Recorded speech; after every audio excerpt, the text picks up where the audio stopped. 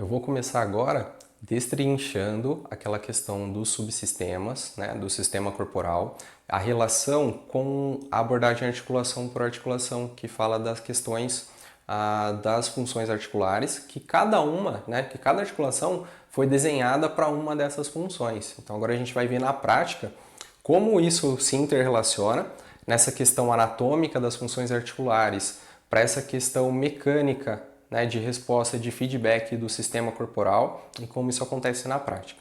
A primeira coisa que eu vou abordar é a questão da dissociação. A dissociação seria a prática da mobilidade articular. E o que acontece? Quando eu preciso realizar um movimento, pensando lá nas funções articulares, o quadril ele foi desenhado para realizar movimento, ele foi desenhado para a função de mobilidade. Só que para que isso aconteça, para que o quadril consiga se movimentar de forma eficiente, tanto a coluna lombar quanto o joelho, eles precisam estar estáveis.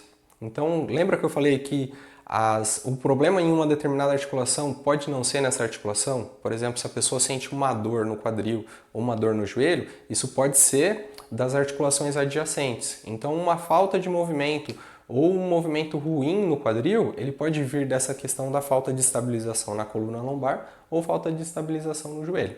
Então, o primeiro elemento que pode atrapalhar nessa questão da dissociação seria uma obstrução óssea.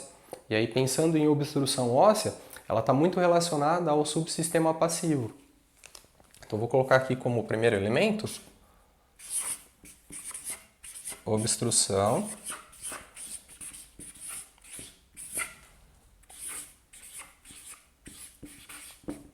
óssea. E obstrução óssea, ela está diretamente relacionada ao espaçamento articular, ok? Então, um espaçamento articular ruim, né, pensando lá também no centramento articular, ele pode trazer essa questão da obstrução óssea. Então, se o espaçamento, o alinhamento da articulação não está de acordo, não está favorável, isso pode trazer um certo conflito, pode trazer uma certa limitação dessa questão da dissociação. O segundo elemento é uma tensão miofacial. E aí, miofacial é interessante porque seria a integração do músculo, que é do subsistema ativo, com a fáscia, que é do subsistema passivo.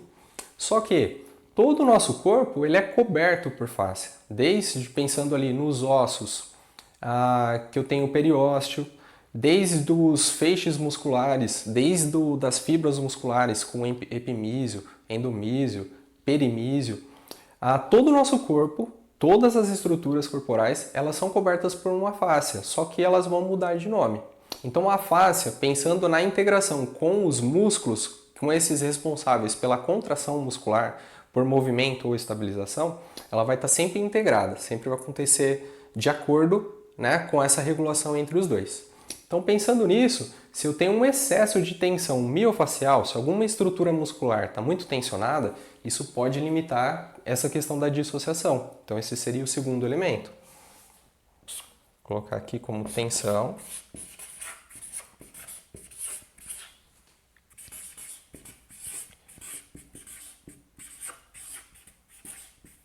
miofacial.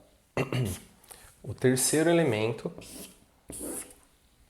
e que pode controlar, né, que pode limitar essa questão da dissociação, seria o controle motor.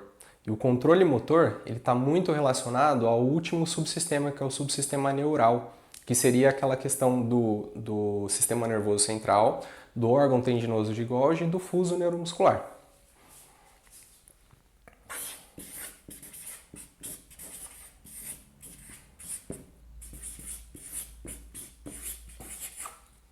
Então, olha que interessante. Pode ser que eu tenha um bom espaçamento articular, que eu não tenha nenhuma obstrução óssea. Pode ser que eu não tenha uma tensão, uma hipertensão, na verdade, miofacial, que nenhum músculo, nenhuma parte dessa junção miofacial esteja muito tensionada, mas eu não consiga realizar o movimento como eu deveria realizar. Isso diz respeito ao controle motor, porque o sistema nervoso central, no final de tudo, é o que controla essa questão das amplitudes, nessa questão dos movimentos. Então, se eu tiver cada um desses três problemas, vamos falar assim, se cada uma dessas três limitações ocorrerem em um determinado indivíduo, uma intervenção diferente tem que acontecer.